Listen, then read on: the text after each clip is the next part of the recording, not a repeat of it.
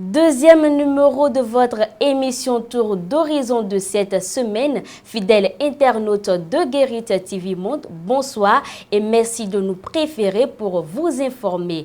Le cassoulet est le mets généralement consommé en famille le jour des fêtes de fin d'année. Mais pourquoi son coût est-il élevé à l'approche des fêtes? Réponse dans cet élément de Latifat Kawenou et Patrice Aïronton. Le cassoulet fait encore partie des repas spécialement faits à l'occasion des fêtes de fin d'année. Mais à l'approche des fêtes, le prix de ce haricot connaît une hausse spéciale. Le cassoulet est au contraire moins cher. C'est à l'approche des fêtes que les agriculteurs labourent les champs et après la fête, on en trouve rarement sur le marché. Quand ça devient rare, le kilo est vendu à 3 000 francs et la bassine à 100 000 francs. Les difficultés liées à la production du cassoulet font également partie des raisons de sa cherté. La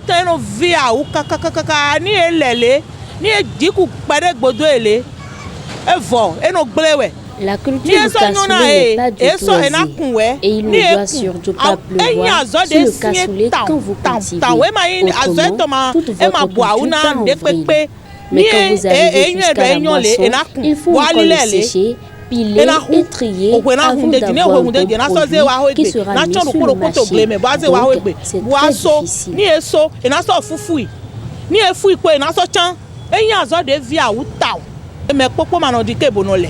Il existe toutefois deux sortes de variétés de cassoulet sur le marché. Le cassoulet de bonne qualité est un peu rougeâtre et le faux tout blanc. Entre le prix et la quantité, le choix du cassoulet pour les fêtes de fin d'année diverge. J'aime prendre le cassoulet parce que chez nous au Bénin, c'est une nourriture spécialement reconnue pour les fêtes. Même si c'est cher, on prend ça.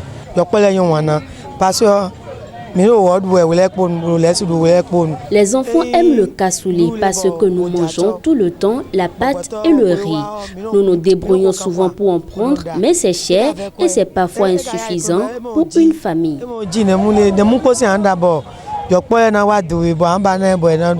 Il va donc sans dire que l'essentiel pour ces fêtes de fin d'année serait de se retrouver en famille autour d'un repas copieux, même si ce n'est pas le cassoulet.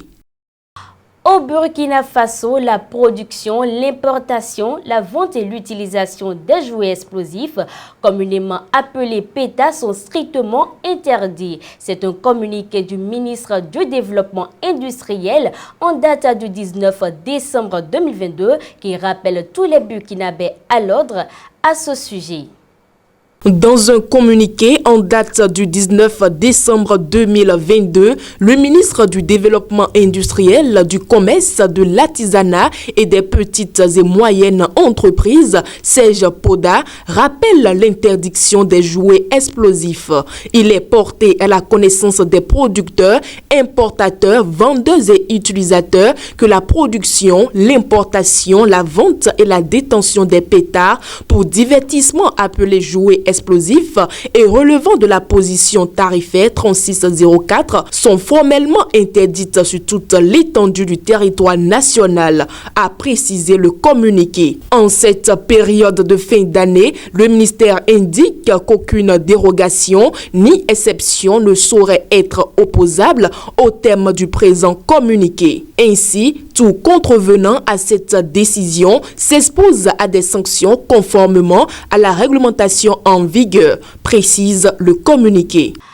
Dans le cadre du lancement concret de la réalisation de grands projets d'infrastructure à Abidjan, le ministre français Bruno Le Maire a effectué une visite en Côte d'Ivoire afin d'échanger avec le président Alassane Ouattara et le premier ministre Patrick Hachi. L'essentiel de leurs échanges à suivre avec Latifat Kawenou.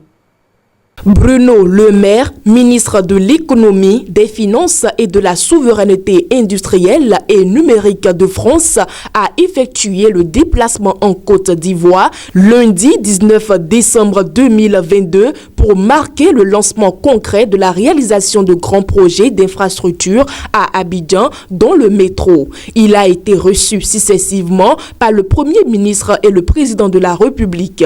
Au sorti de l'entretien avec Alassane Ouattara, il a confié que la France attache une importance toute particulière au projet d'extension de l'aéroport. Bruno Le Maire n'a pas manqué de saluer le dynamisme entrepreneurial de la Côte d'Ivoire.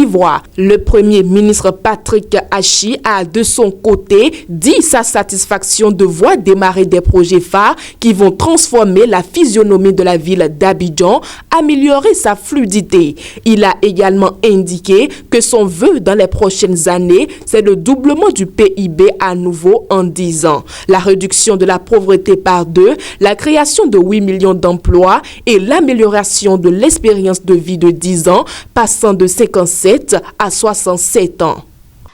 Fin de ce bulletin d'information, amis internautes de Guérit TV Monde. Suivons à présent cette pause publicitaire que vous propose la direction commerciale.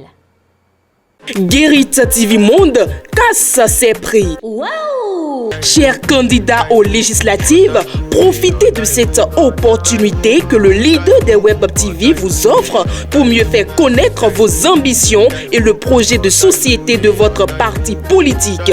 Et tout ceci à un prix défiant toute concurrence. Pour plus d'informations, appelez le service commercial au 00229 91 19 10 10. Guérit TV Monde, le leader des Web TV.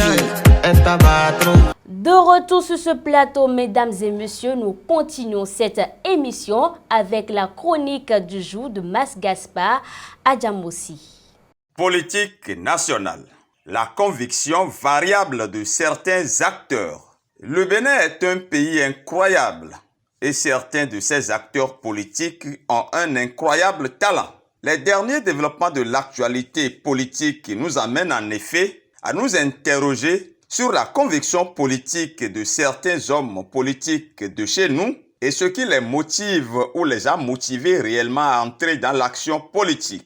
Certaines formations politiques se réclamant urbi et orbi de l'opposition au régime de la rupture viennent pratiquement de tourner kazakh. Comment peut-on se réclamer en effet de l'opposition et appeler dans le cadre des législatives ses militants et partisans à voter pour des partis de la majorité présidentielle? Un parti politique qui est né sous la bannière de l'opposition, qui continue de se réclamer de l'opposition, la FCDB, Force Cori pour le développement du Bénin, non partante pour les législatives, invite en effet à voter pour les deux blocs de la mouvance présidentielle. Lorsque le parti du professeur Choumanou Toleba, puisque c'est de lui qu'il s'agit, naissait en décembre 2018 à Waké, l'option vendue aux Béninois était celle d'une opposition constructive, même si certains sceptiques avaient en son temps rigolé et moqué cette option. La nouvelle vision proclamée depuis quelques jours apparaît comme un curieux positionnement pour un parti qui se réclame de l'opposition, même s'il y ajoute malicieusement le vocable constructive.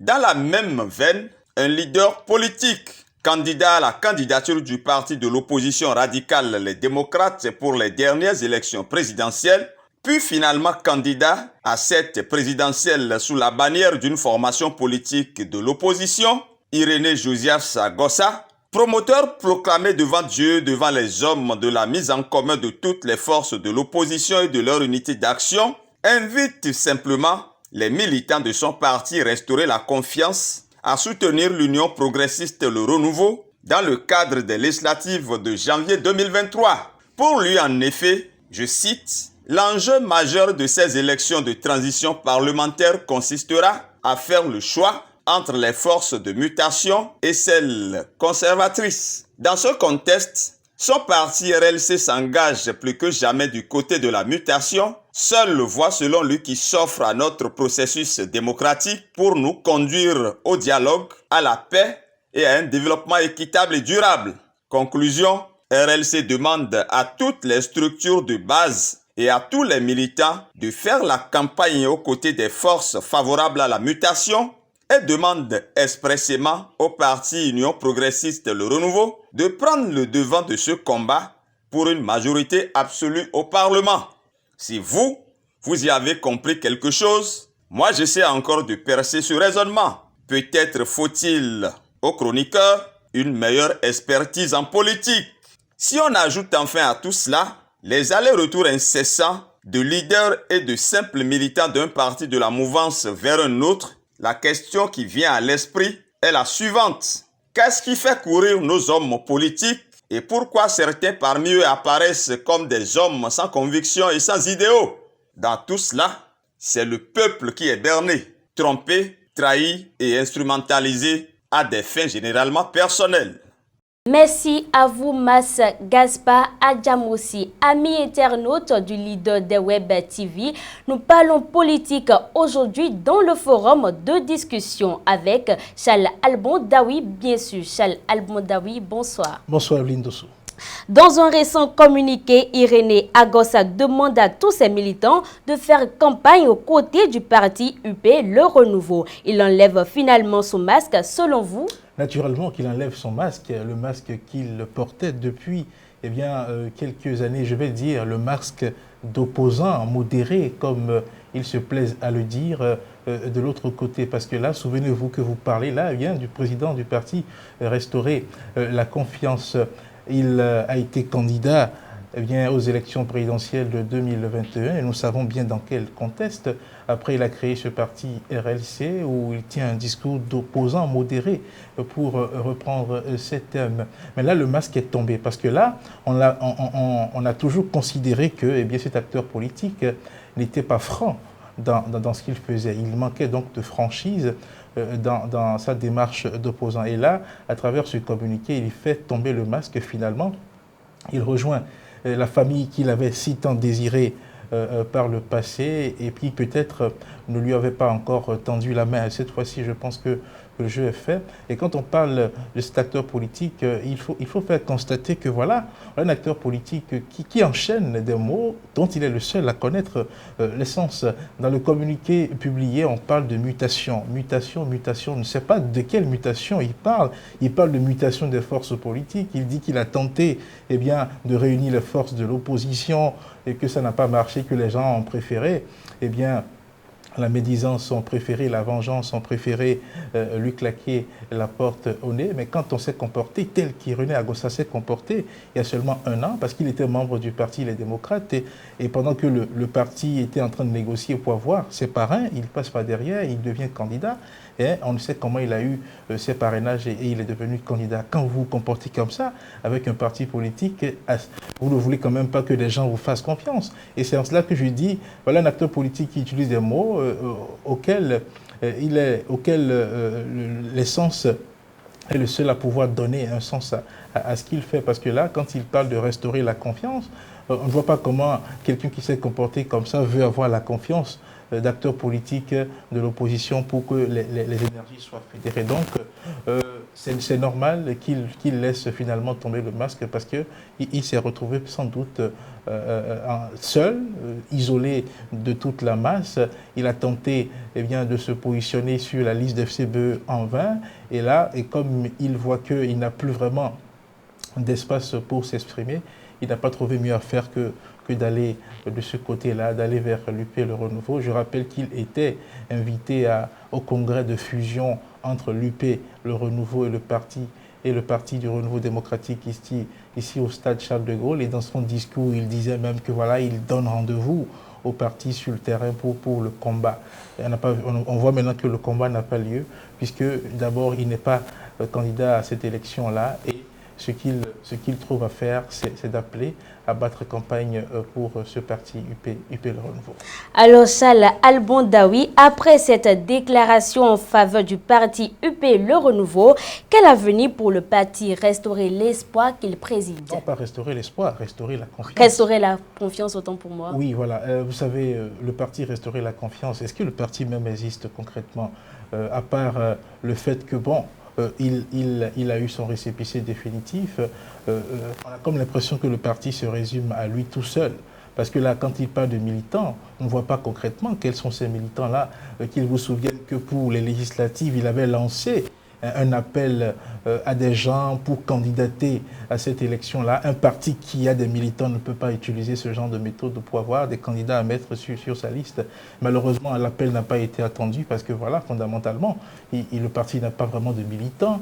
Et il est peut-être le seul à savoir exactement ce qu'il dit quand il parle de militants. Donc, l'avenir pour ce parti, je ne suis pas membre fondateur du parti, mais je doute fort que ce parti continue d'exister, puisque là, la suite, ça va être sans doute une dissolution du parti en faveur donc de l'UP Le Renouveau, parce que sur l'échiquier national, le parti n'est pas du tout représentatif et ce n'est pas certain que ce parti-là participe à une élection dans le futur et puisse avoir donc un niveau de représentativité, parce que là déjà, on n'a pas pu candidater, le parti n'a pas pu aller aux législatives qui sont prévues pour 2023, faute de candidats, faute de moyens, faute de beaucoup de choses sans doute. Donc ce n'est pas après que cela va se faire. Donc l'avenir pour ce parti, c'est sans doute la dissolution au profit de l'UP Le Renouveau. Merci à vous, Charles Albondaoui, pour cet éclaircissement. C'est moi qui vous remercie. Mesdames et messieurs, nous tendons déjà vers la fin de votre émission Tour d'horizon de ce jour. Mais avant de boucler, nous vous proposons la vidéo du jour.